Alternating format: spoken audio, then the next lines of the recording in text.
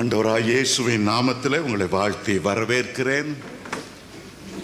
இன்றைய தினமும் கர்த்தரை தேடி நீங்கள் வந்தபடியால் நிச்சயமாகவே மகிமையான ஒரு ஆசீர்வாதத்தை தந்தருளுவார். அநேகர் பிந்தி வருகிறீர்கள். 9 மணிக்கெல்லாம் இங்கே ஆராதனை, கர்த்தரை துதிக்கிற துதி வந்துவிடும். வாரத்தில் ஒரு நாளை கர்த்தருக்கென்று கொடுக்கும்போது ஆராதனை நேரத்தை முழுவதுமாய் ஆண்டவருக்கு கொடுத்து நீங்கள் அவரை நேசிக்கிறீர்கள், கனம் பண்ணுகிறீர்கள் என்று அவருக்கு தெரிவியுங்கள். கர்த்தர் உங்களை ஆசீர்வதிப்பாராக. இன்றைக்கு என்னுடைய செய்தியினுடைய தலைப்பு, சிந்தையிலே ஜெயமுள்ள ஒரு வாழ்க்கை, சிந்தையிலே ஒரு பரிசுத்தம். அதை குறித்து நான் பேச விரும்புகிறேன்.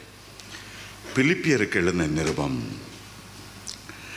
2வது அதிகாரம் 1 முதல் 5 வசனங்களை நான் உங்களுக்காக வாசிக்கட்டும்.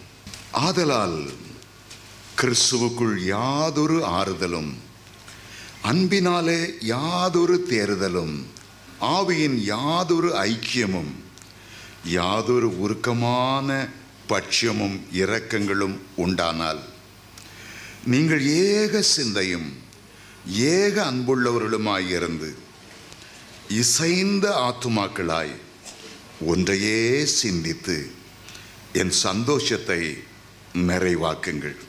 ஒன்றையும் வாதினாலாவது வீண் பெருமையினாலாவது செய்யாமல் மனத்தாழ்மையினாலே ஒருவரையொருவர் தங்களிலும் மேன்மையானவர்களாய் எண்ண கடவீர்கள். அவனவன் தனக்கானவைகளை அல்ல, பிறருக்கானவைகளை நோக்குவானாக. கிறிஸ்து இயேசுவிலிருந்த சிந்தையே உங்களிலும் இருக்க கடவுது. அப்போஸ்தலனாகிய பவுல் ஒரு முக்கியமான காரியத்தை குறித்து எழுதுகிறார். கிறிஸ்து இயேசுவில் உள்ள சிந்தையே உங்களிலும் இருக்க கடவுது. ஆண்டவர் மனுஷனுக்கு கொடுத்த சிறந்த வாக்கியங்களிலே ஒன்று சிந்திக்கிற திறமை, யோசிக்கிற எண்ணுகிற ஒரு திறமை கர்த்தரிடத்திலிருந்து கொடுக்கப்பட்ட ஒரு பெரிய ஈவு. ஆனால் அதே சிந்தையை சாத்தான் பயன்படுத்தி அநேகருடைய எண்ணங்களை குழப்பி கொண்டிருக்கிறான். இரவிலே தூங்க முடியவில்லை. பல சிந்தனைகள், என்ன செய்வது என்று தெரியாத திகைப்புகள், பல அவமானங்களின் விளைவாக பயமுள்ள எண்ணங்கள், சிந்தைகள். சிலருக்கு தூக்கம் வருவதில்லை. அதையே போட்டு எண்ணி எண்ணி எண்ணி சிந்தித்து சிந்தித்து உழம்பிக் கொண்டே இருக்கிறார்கள். சிந்தனைகளை எப்படி மேற்கொள்ளுவது, சிந்தைகளை எப்படி பரிசுத்தமாய் ஜீவிப்பது, சிந்தைகளை தேவனுக்கு ஏற்ற விதத்தில் எப்படி ஒருமுகப்படுத்துவது என்று அவர்களுக்கு தெரியவில்லை. எல்லாவற்றுக்கும் மூல காரணம் இந்த சிந்தையில் உள்ள எண்ணங்கள் தான். சிலர் சிந்தையிலே வீணராய் போகிறார்கள். சிலருடைய எண்ணங்களிலே கற்பனை கட்டி கட்டி கட்டி ஒரு கற்பனை உலகத்திலே வாழ்கிறார்கள். சிலர் சிந்தைகளிலே மற்றவர்களுக்கு விரோதமாய் சதி செய்கிறார்கள். சிந்தனையிலே வெற்றி இல்லாமல் ஒரு கிறிஸ்தவ வாழ்க்கை வாழவே முடியாது. பரிசுத்தம் எங்கே ஆரம்பிக்கிறது? ஒரு மனிதனுடைய சிந்தையிலே ஆரம்பிக்கிறது. ஒரு மனிதனுடைய சிந்தை தான் செயலாய் மாறுகிறது. அந்த செயல்தான் அவனுடைய வாழ்க்கையாகவே மாறுகிறது. ஆகவே கோணலான சிந்தைகளை இயேசுவின் நாமத்தில் நாம் செவ்வைப்படுத்தித்தான் ஆக வேண்டும். அப்போஸ்தலனாகிய பவுல் கிறிஸ்தவர்களுக்கு எழுதும்போது, கிறிஸ்து இயேசுவில் உள்ள சிந்தையே உங்களிலும் இருக்க கடவுது. ஆண்டவருடைய சிந்தை எப்படிப்பட்ட சிந்தை? பரிசுத்தமான சிந்தை, ஒரு தாழ்மையுள்ள ஒரு சிந்தை, நமக்காக யாவை முடிக்க வேண்டும் என்ற ஒரு தியாகமுள்ள சிந்தை, ஊழியம் செய்ய வேண்டும் என்ற சிந்தை, தன்னை பார்க்கிலும் சீஷர்களை மேன்மையாய் எண்ணி அவருடைய கால்களை கழுவி தாழ்மையை கற்றுக் கொடுத்த ஒரு சிந்தை. அப்போஸ்தலனாகிய பவுல் அதிகமாக சிந்தையில் உள்ள வெற்றியை பற்றி தான் பேசுகிறார். அந்த சிந்தை நமக்கு மறைவாய் இருக்கிறது. எப்படி ஒரு மரத்தினுடைய வேர்கள் வெளியே தெரிவதில்லையோ அதுபோலத்தான் நம்முடைய சிந்தைகள் வெளி மக்களுக்கு தெரியவில்லை. கணவனுடைய சிந்தையெல்லாம் ஒரு மனைவி அறிந்து விட்டாள் என்றால் அவனோடு வாழவே முடியாது. மனைவியுடைய சிந்தை எப்படியெல்லாம் போகிறது கணவன் அறிந்து கொண்டால் அவனால் வாழ முடியாது. எப்படி மரத்தின் வேர் மறைந்திருக்கிறதோ அதுபோலத்தான் ஒரு மனுஷனுடைய சிந்தை மறைந்திருக்கிறது. ஆனால் ஆண்டவர் உங்களுடைய சிந்தைகளை தூய்மைப்படுத்த வேண்டும் என்று விரும்புகிறார். காரணமில்லாமல் கலங்கி கொண்டிருக்கிற அந்த சிந்தைக்கு ஒரு முடிவுண்டாக்க வேண்டும் என்று விரும்புகிறார். சிலர் சொல்வார்கள், ஐயோ சிந்தித்து சிந்தித்து தலை தீப்பிடிக்கிறது போல இருக்கிறது. எந்த வழி செல்வது? சிந்தித்து சிந்தித்து எந்த வழியும் நாங்கள் கண்டுபிடிக்க முடியவில்லை. ஒரு உதாரணத்தை சொல்ல விரும்புகிறேன். சில நேரங்களில் ஒரு மனிதனுக்கு வருகிற சிந்தை, எனக்கு ஒரு நண்பன் இருந்தார். அவர் கிறிஸ்தவ மார்க்கத்தில் புதிதாய் வந்தவர். அவரை வழி நடத்தினது அவருடைய மனைவிதான். 3 நாட்கள் அவர் வெளியூருக்கு போய்விட்டு வீட்டுக்கு திரும்புகிறார். கதவு கிட்ட வந்து விட்டார். கதவை தட்ட போகிறார். அவருடைய காதில் ஒரு சத்தம், அன்ஹோலி அன்ஹோலி அன்ஹோலி, அசுத்தம் அசுத்தம் அசுத்தம். ஏன் இப்படி சத்தம் கேட்கிறது? அவருடைய மனைவி வந்து கதவை திறந்தாள். இவருக்கு திடீரென்று மனைவி மேல் ஒரு சந்தேகம் வந்தது. ஏதோ அசுத்தமான காரியம் என் வீட்டில் நடந்து விட்டதோ. அவளை பார்த்து கேட்டார், யாரெல்லாம் நான் இல்லாத போது இந்த 3 நாட்களும் நம்முடைய வீட்டுக்கு யார் யார் வந்தார்கள்? அந்த அம்மா ஒரு 7 பேர் பெயரை சொன்னார்கள். இவருடைய உள்ளம் திருப்தி அடையவில்லை. மனைவிக்கு தெரியாமல் வேலைக்காரி இடத்துல போய் வீட்டுக்கு யாரெல்லாம் வந்தார்கள்? அவள் 8 பேருடைய பெயரை சொன்னாள். அந்த 8வது நபர் மேல் இவருக்கு சந்தேகம் வந்தது. அவர் வேலைக்காரியை பார்த்து கேட்டார், அவர் வந்தபோதே நீ என்ன செய்தாய்? அவள் சொன்னாள், எனக்கு ஜுரமாக இருந்தது, பாய் போட்டு படுத்திருந்தேன். அம்மா என்னை திடீர்னு தூரத்தில் உள்ள ஒரு கடைக்கு அனுப்பி உப்பு வாங்கிட்டு வா, ஆகவே நான் போய்விட்டேன். அவருக்கு இன்னும் சந்தேகம் வலுத்தது. வீட்டில் தான் நிறைய உப்பு இருக்குது, இவளை ஏன் தூரமான இடமான கடைக்கு அனுப்பணும்? ஏன் உப்பு வாங்கிட்டு வர சொல்லணும்? அவருக்கு சந்தேகம் வந்து விட்டது. அவருடைய சிந்தனை குழம்ப ஆரம்பித்தது. பெல்ட்டை எடுத்தார். மனைவி அடி அடி அடி என்று அடித்து உரைத்து உண்மையை சொல்லி சொன்னாள். அவள் ஒப்புக்கொண்டாள் அந்த 8வது நபரோடு பாவம் செய்ததை. ஐயோ, அதிலிருந்து ஒரு கலக்கம். எனக்கு ஃபோன் பண்ணார், உடனே வீட்டுக்கு வா சார், என்னால் தாங்க முடியல. புலம்பிக் கொண்டே இருந்தார். என்னை கட்டி பிடித்து அழுதார். நான் அந்த ஃபேனில் தூக்கு போட்டு சாக போகிறேன்னு சொன்னார். நான் ஏதாவது சம்பவம் நடந்து விடக்கூடாது என்று நான் அவரோடையே கூடயே உட்கார்ந்து கொண்டு இருந்தேன். ஐயோ, புலம்பி புலம்பி புலம்பி எவ்வளவு ஆறுதல் சொன்னாலும் அவர் கேட்டுக்கொள்ளவில்லை. கடைசியில் அந்த பையனை தேடி பிடித்து கொண்டு வந்தார். கையால் அடி அடி என்று அடித்து உரித்தார்.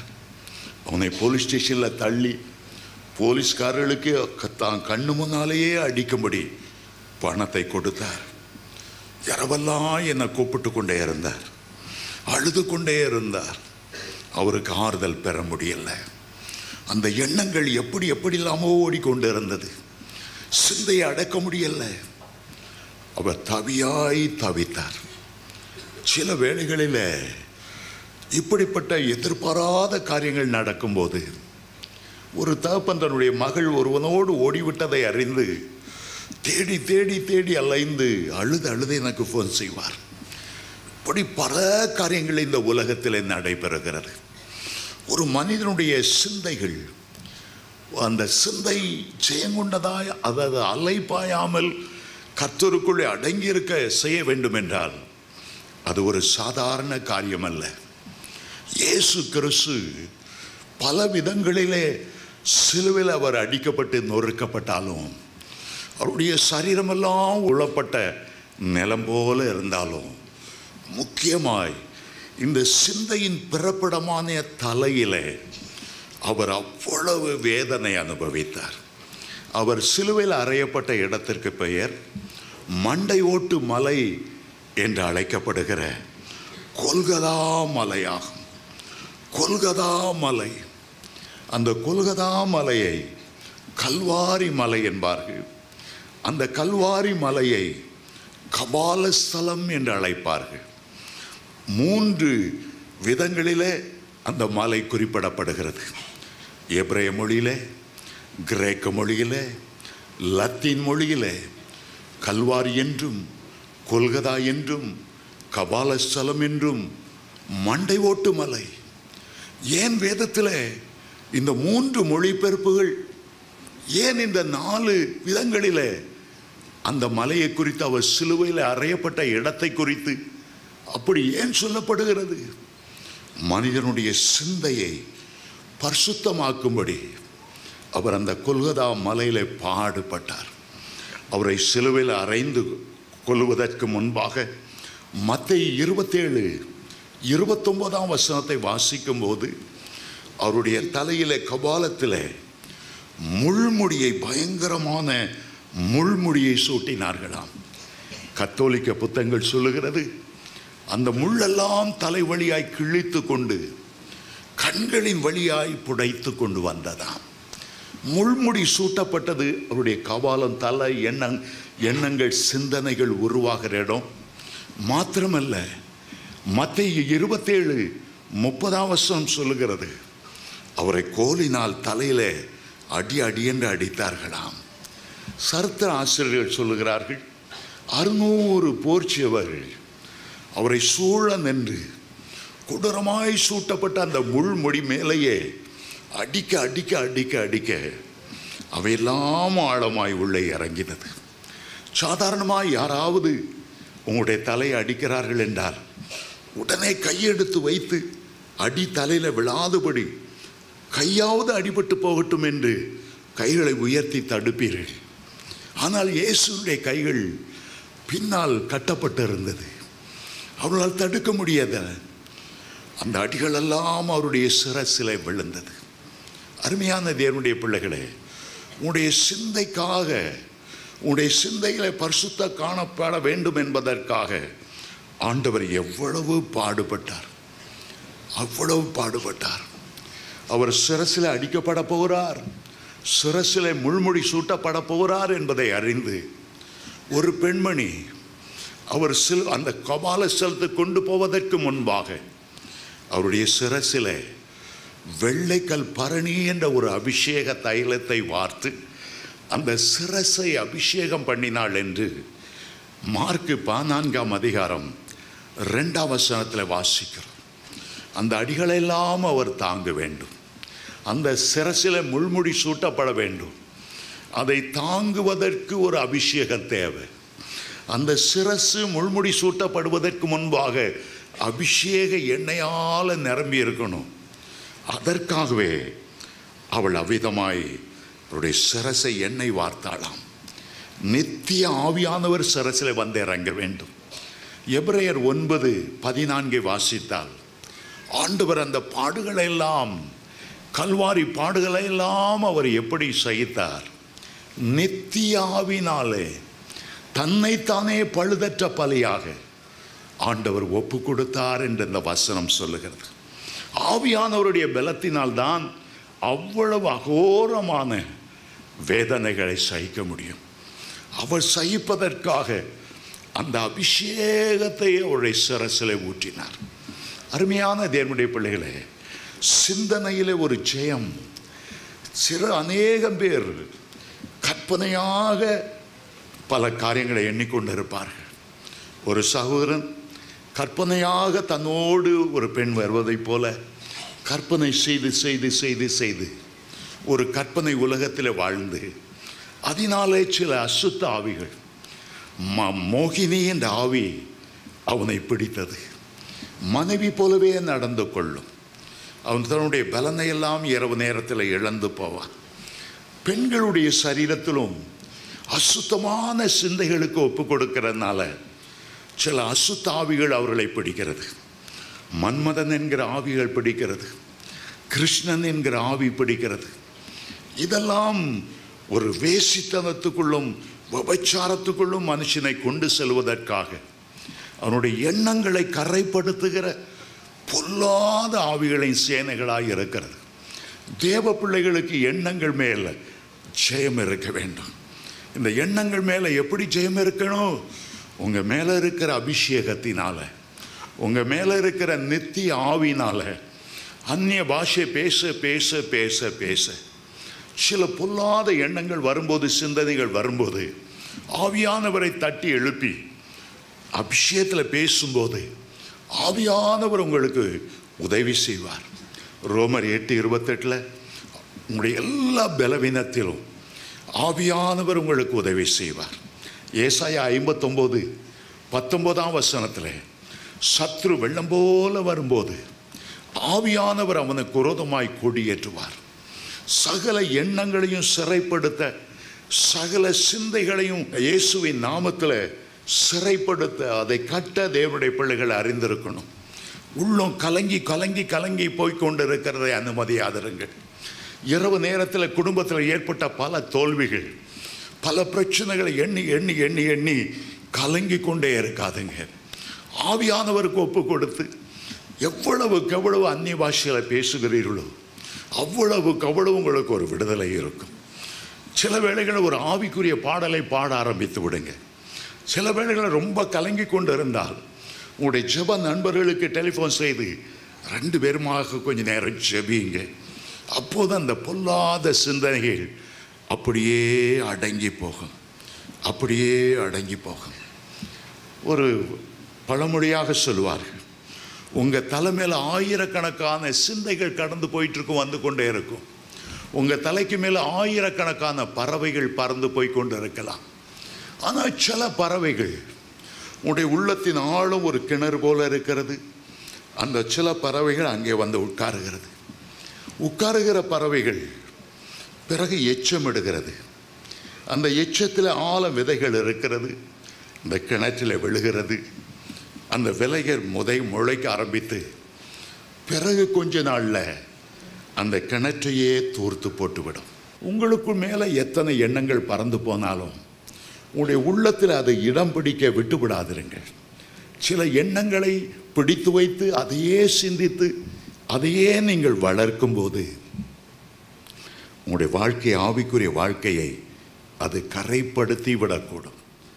எண்ணங்களில் தேவனுடைய பிள்ளைகளுக்கு சிந்தனையில் ஒரு பரிசுத்தம் இருக்க வேண்டும். சரி, 3 விதமான முக்கியமான சிந்தைகளை குறித்து இன்றைக்கு நான் பேச விரும்புகிறேன். எல்லாவற்றுக்கும் மேலாக கிறிஸ்து இயேசுவிலிருந்து அதே சிந்தை உங்களுக்கு இருக்கும்படி மத்தேயு, மார்க்கு, லூக்கா, யோவானை வாசிக்கும் போது அவருடைய சிந்தை எப்படிப்பட்ட சிந்தை? பரலோகத்தை துறந்து ஒரு தியாகமான சிந்தை, அடிமையின் ரூபம் எடுத்து நம்மை போல மாம்சமும் இரத்தமும் உடையவர்களாக மாறி நம்ம எல்லா விதத்திலும் விடுவித்து ஒரு பரிசுத்த பாதையில் கொண்டு வர வேண்டுமே என்கிற ஒரு சிந்தை. இயேசுனுடைய சிந்தை என்ன சிந்தை? ஊழியம் செய்ய வேண்டும் என்ற சிந்தை. யோவான் 9:4 சொல்லுகிறார், பகல் காலம் இருக்கும் மட்டும் நான் என்னை அனுப்பினவருடைய கிரியைகளை செய்யணும். ஒருவனும் கிரியை செய்யக்கூடாத ஒரு ராக்காலம் வருகிறது.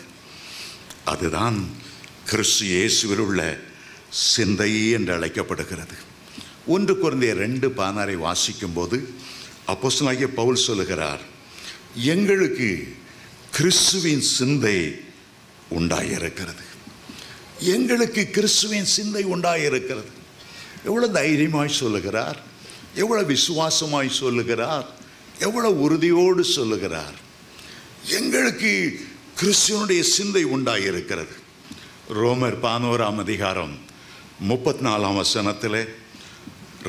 1 கொரிந்தியர் 2:16 ஒரு கேள்வி அவர் எழுப்புகிறார். கிறிஸ்துவனுடைய சிந்தையை அறியத்தக்கவன் யார்? கிறிஸ்துவின் சிந்தையை அறியத்தக்கவர் யார்? அருமையான தேவனுடைய பிள்ளைகளே, இந்த சிந்தை ஒரு ஆயுதமான சிந்தையாய் நாம் பயன்படுத்த முடியுமா? சிந்தையை காட்டு கழுதைகளைப் போல மனம் போன திசையில சிந்தித்து கொண்டிராமல், இச்சைகளின் வழியாக சிந்தித்து கொண்டு இராமல், அந்த சிந்தையை ஆயுதத்தினாலே நாம் கட்டுப்படுத்த முடியும். அதைத்தான் 1 பேதுரு 4:1 ஆயுதமாகிய சிந்தை என்று குறிப்பிடுகிறார். ஆயுதமாகிய சிந்தை, முதலாவது கிறிஸ்து இயேசுவில் உள்ள சிந்தை, இரண்டாவது ஆயுதமான சிந்தை. எபேசியர் 6:11 வாசிக்கும் போது, தேவனுடைய சர்வாயுத வர்க்கங்களாகிய அந்த ஆயுதங்களை நீங்கள் தரித்து கொள்ளுங்கள். உடைய சிரசு பாதிக்கப்படக்கூடாது. இரட்சணியம் என்னும் தலைச்சிரா. இயேசு கொல்கதா மேட்டில் அடிக்கப்பட்டார். நீங்கள் அடிக்கப்பட வேண்டிய அவசியமில்லை. உங்களுக்காக அவர் அடிக்கப்பட்டதை நீங்கள் எண்ணி அந்த இரட்சணியம் என்னும் தலைச்சிராவை உங்களுடைய சிரசிலை தரித்து கொள்ளுங்கள். எபேசியர் 6:17 அப்படி வாசிக்கிறோம். இயேசு சிலுவையில் சம்பாதித்த அந்த இரட்சிப்பையே உடைய தலை சிராவாய், உடைய தலையை மூடுகிறதாய், உடைய தலையை பாதுகாக்கிறதாய் அந்த தலைச்சிராவை எப்போதும் அணிந்து கொள்ளுங்க. அந்த இரட்சிப்பின் சந்தோஷத்தில் எப்போதும் நிலைத்திருங்க. அருமையான தேவனுடைய பிள்ளைகளே, 2 கொரிந்தியர் 10:4-5 இவ்விதமாய் சொல்லுகிறது. எங்களுடைய போராயுதங்கள் மாம்சத்துக்கேற்றவைகளாயிராமல் அரண்களை நிர்மூலமாக்கத்தக்க தேவனுடைய பலனுள்ளவைகளாக இருக்கிறது. அந்த போராயுதங்களை கொண்டு எல்லா எண்ணங்களையும், கிறிஸ்து இயேசுக்கு விரோதமாய் எழும்புகிற எல்லா மேட்டிமையான சிந்தைகளையும் நாங்கள் சிறைப்படுத்துகிறோம். சில எண்ணங்கள் வரும்போது அதை சிறைப்படுத்த அறிந்திருக்கணும்.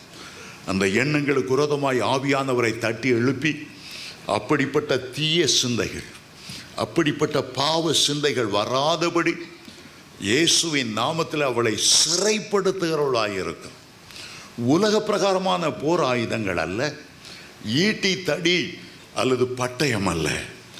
எங்களுடைய போர் ஆயுதங்கள் அவைகள் உலக பிரகாரமான ஆயுதம் அல்ல, மாம்சத்துக்கேற்றவைகள் அல்ல. அரண்களை நிர்மூலமாக்குகிறதையும் சிந்தைகளை சிறைப்படுத்துகிறதுமான அந்த போராயுதங்களை தேவனுடைய பிள்ளைகள் தரித்திருக்கணும். ரிச்சர்ட் உம்பிராண்ட் அவருடைய புத்தகங்களால் நான் ரொம்ப ஆசீர்வதிக்கப்பட்டேன்.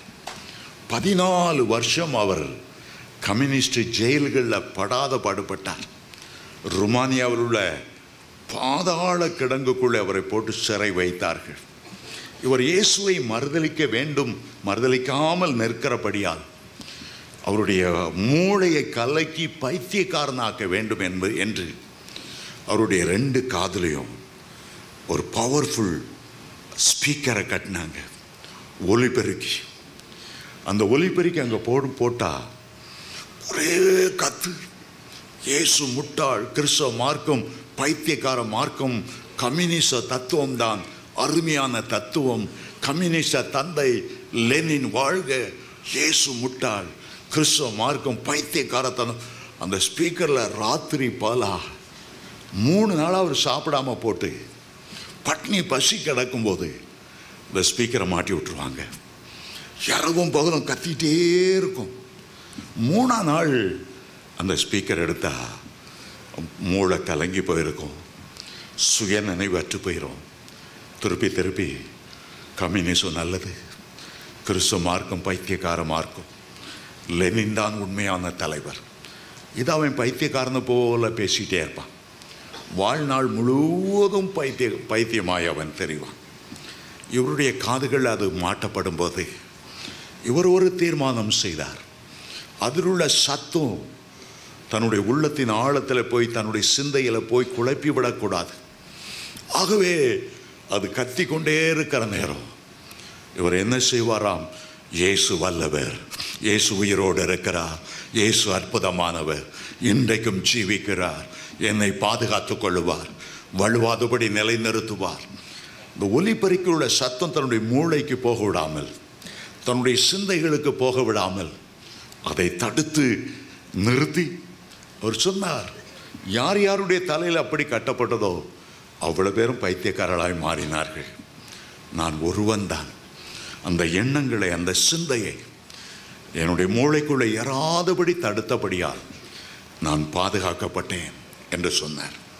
இன்னொரு முறை அவருடைய சாப்பாட்டில் தினந்தோறும் இந்த போதை மருந்து, ட்ரக்ஸ், அதை கலந்து அவர்களுக்கு தெரியாமலே கொடுப்பார்கள். இந்த சிறைச்சாலை கைதியாக இருக்கும்போது சாப்பாடு சரியாக கிடைக்காதனால என்னதான் கலந்திருந்தாலும் பரவாயில்லன்னு எல்லாரும் சாப்பிட்ருவாங்க.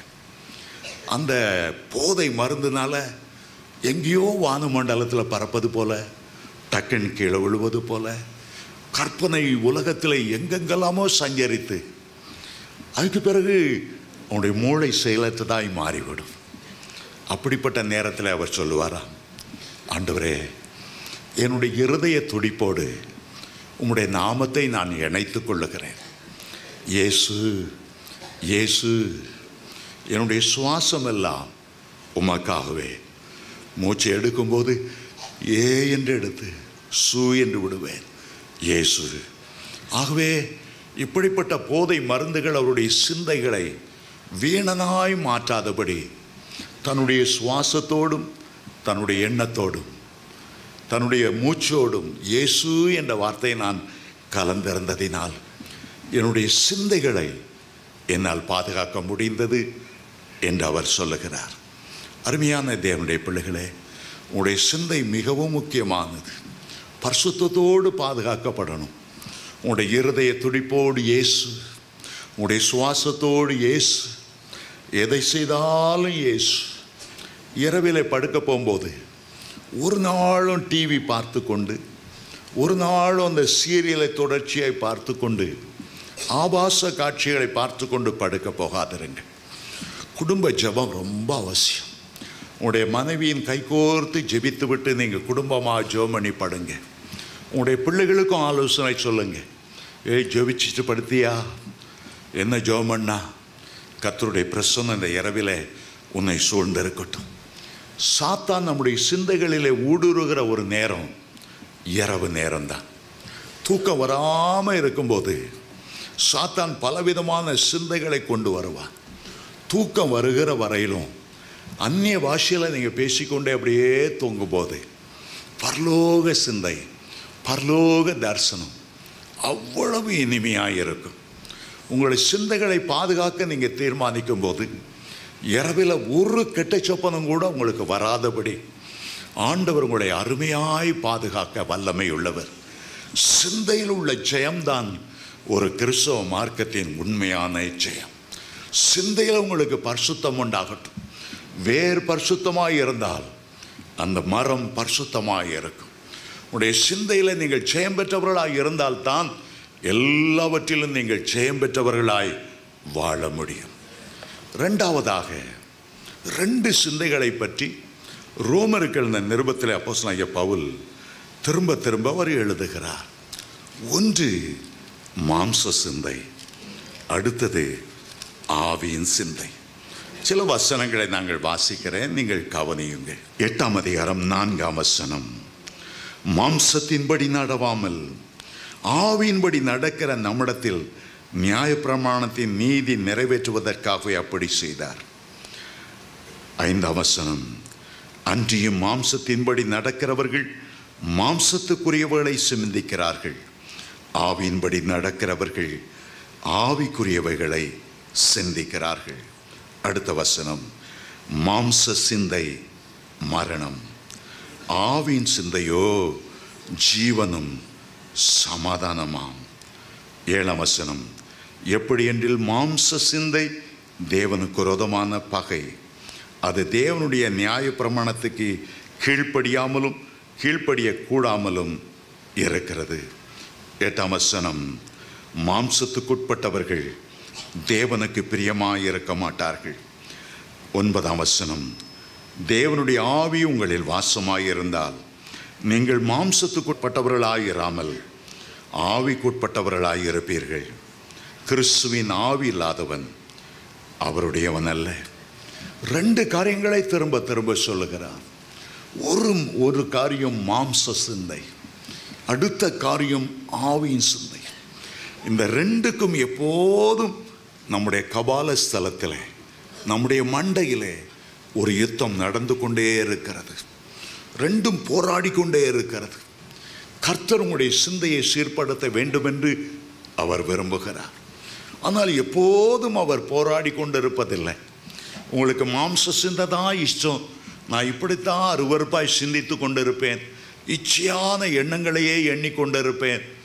ஆண்டவருக்கு வேறு வழி இல்லை. ஆனால் நீங்கள் ஆவியானவரோடு இணைந்து ஒரு பரிசுத்த சிந்தைக்கு நீங்கள் ஒப்பு கொடுப்பீர்கள் என்றால் உங்களை பரிசுத்த பாதையில் வெற்றியுள்ளவர்களாய் ஆண்டவர் உங்களை நடத்த வல்லமையுள்ளவராய் இருக்கிறார். ஆதி உலகத்தை ஆண்டவர் அழிப்பதற்கு முன்பாக ஆதியாகமம் 6ஆம் அதிகாரம் 3ஆம் வசனத்தில் விதமாய் சொல்லுகிறார், என்னுடைய ஆவி மனுஷனோடு என்றென்றைக்கும் போராடுவதில்லை, அவன் மாம்சம் தானே, அவன் மாம்சம் தானே. இந்த மாம்சத்தில் தான் அந்த போராட்டம் இருக்கிறது. அதே போல அவர் கெத்செமனே தோட்டத்தில் ஜெபித்து கொண்டு இருக்கும்போது கூட மத்தேயு 26:41 சீஷர்களை பார்த்து அவர் சொன்னார், ஆவி உற்சாகம் உள்ளதான், ஆனால் மாம்சமோ பலவீனமானது. மாம்சம் பலவீனமானது. ஆவியானவர்களே சார்ந்து கொள்ளுங்கள். உங்களுடைய சரீரத்தின் பகுதியில் நீங்கள் சார்ந்து கொள்ளாமல் உங்களுடைய உள்ளான ஆவியின் பகுதி, உள்ளான மனுஷன் என்று அழைக்கப்படுகிற பகுதி, உள்ளான மனுஷனில் தங்கியிருக்கிற பரிசுத்த ஆவியானவரின் பகுதி, ஆவியானவருடைய பகுதியில் நீங்கள் சேர்ந்து கொள்ளுங்கள். எவ்வளவு அருமையான ஒரு காரியம் பாருங்கள். நிக்கோதேமுவிட்ட ஆண்டவர் பேசும்போது இந்த ரகசியத்தை வெளிப்படுத்தி கொடுத்தார். யோவான் 3:6ஆம் வசனம் சொல்லுகிறது, மாம்சத்தினால் பிறப்பது மாம்சமாயிருக்கும், ஆவியால் பிறப்பது ஆவியாயிருக்கும். நீங்க ஆவினாலே பிறந்தவர்கள், ஜலத்தினால் பிறந்தவர்கள், கர்த்தருடைய குடும்பத்தில் பிறந்தவர்கள். உங்களுடைய மாம்சீக சிந்தைகள் மாறி மாறி மாறி ஆவியின் சிந்தை உங்களுக்குள்ளே வரணும். அப்பொழுதுதான் இந்த பாவ சிந்தைகளிலிருந்து உங்களுக்கு ஒரு ஜெயத்தை பெற முடியும். போதகர் பால்யாங்கி சுவை பார்க்க ஒரு பெரிய பிஸ்னஸ்மேன் வந்தார். அவர் சொன்னார், ஐயா சர்ச்சுக்கு நான் ஒழுங்காக வருகிறேன், வெரி குட், எல்லா ஆராதனையிலும் பங்கு பெறுகிறேன், நல்லது, என்னால் முடிந்த ஊழியம் செய்கிறேன், ரொம்ப நல்லது, ஆனால் என்னுடைய சிந்தையிலிருந்து எனக்கு பாவமான சிந்தையிலிருந்து, இச்சையான சிந்தையிலிருந்து உண்மையாக எனக்கு விடுதலை இல்லை, என்ன வழி, ஒரு ஆலோசனை சொல்லுங்கள்.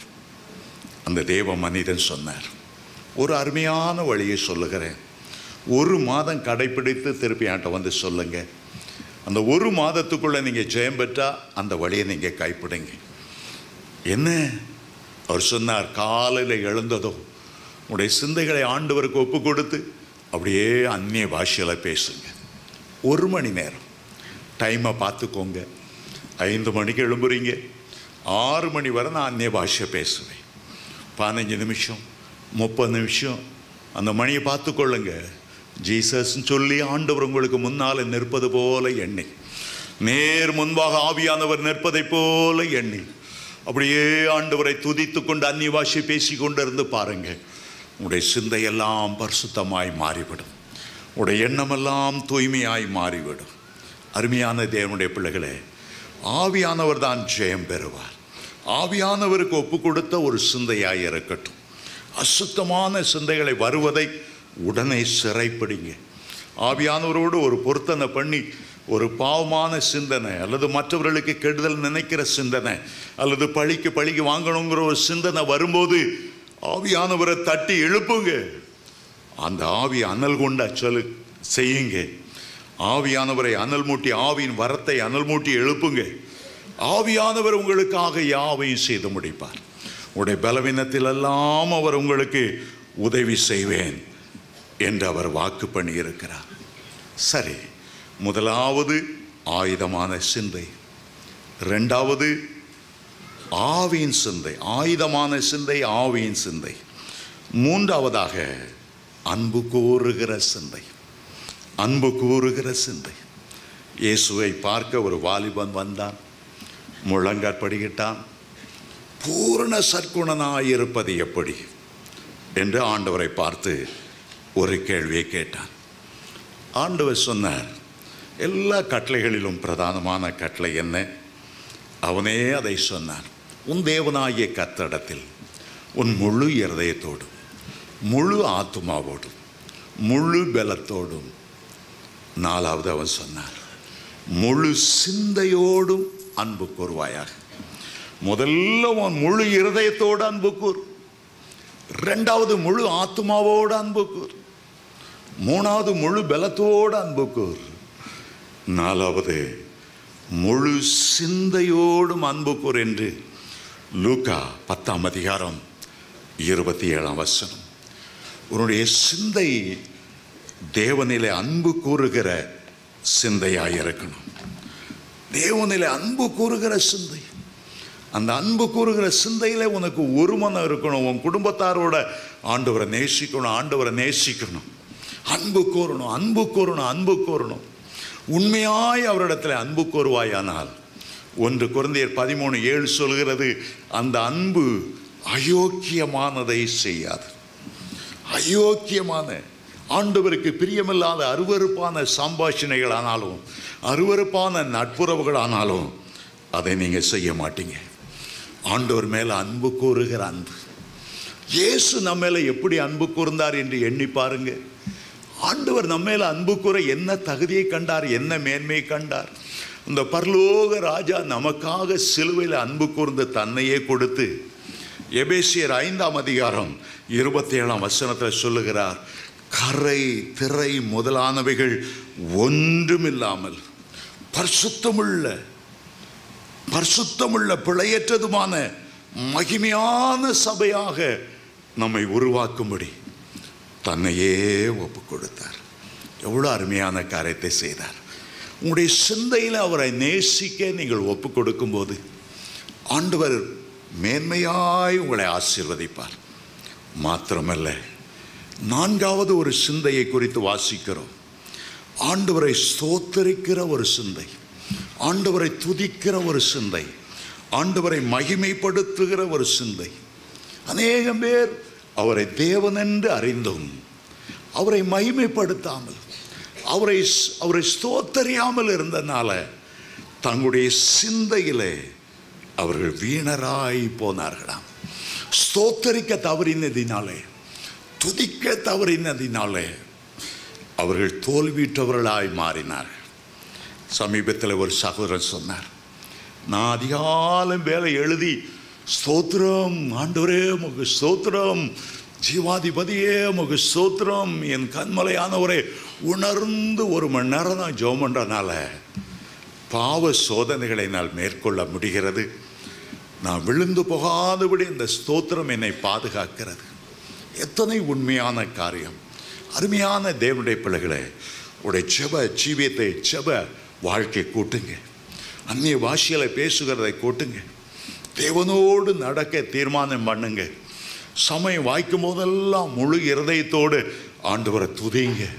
கர்த்தரை துதிக்கிற புதிய பாட்டு உங்களுடைய வாயில் இருக்கட்டும். ரோமர் 1ஆம் அதிகாரம் 21ஆம் வசனத்தில் வாசிக்கும் போது, அவரை ஸ்தோத்தரிக்காமல் துதியாமல் இருந்தபடியால் அவருடைய இருதயம் இருள் அடைந்தது. 24ஆம் வசனத்தில் அவர் அசுத்தத்துக்கு அவர்களை ஒப்பு கொடுத்தார். 26ஆம் வசனத்தில் இச்சை ரோகங்களுக்கு அவர்களை ஒப்பு கொடுத்தார். 28ஆம் வசனம் சொல்லுகிறது, கேடான சிந்தைக்கு அவர்களை ஒப்பு கொடுத்தார். ஆண்டவரை துதிக்கும் போதே உங்களுடைய வாழ்க்கையில் ஒரு பெரிய வெற்றி. கிறிஸ்து இயேசுவில் இருந்த சிந்தையே உங்களில் இருக்கட்டும். இன்று முதல் உங்களுடைய சிந்தனை வாழ்க்கையில் கர்த்தர் ஒரு பரிசுத்தத்தையும் வெற்றியும் தர விரும்புகிறார். இந்த வெற்றி உங்களுக்கு ஆயுதமாய் தரித்து கொள்ளுங்க. எப்போதும் அவரை மகிமைப்படுத்துங்க. அன்னை பாஷையில் பேசிக்கொண்டே இருங்க. கர்த்தரோடு நடப்பதை உணருங்க. ஆண்டவர் உங்களுக்கு 2 கரங்களை கொடுத்திருக்கிறார். நடக்கும்போதும் கூட வலது கரத்தால் இயேசுடைய கரத்தை பிடித்து, இடது கரத்தால் ஆவியானவருடைய கரத்தை பிடித்து நடங்க. இரவிலே படுத்திருக்கும் போது வலது பக்கத்திலும் இடது பக்கத்திலும் கிறிஸ்துவும் ஆவியானவரும் இருக்கிறார். கரத்தை பிடித்து கொண்டே தூங்குங்க. எப்போதும் தேவ மகிமையின் பிரசன்னம் உங்களை மூடி இருக்கட்டும். ஒரு வெற்றியுள்ள வாழ்க்கை வாழ்வீர்கள். கர்த்தர் உங்களை கடைசி வரையும் பாதுகாத்துக் கொள்ளுவார்.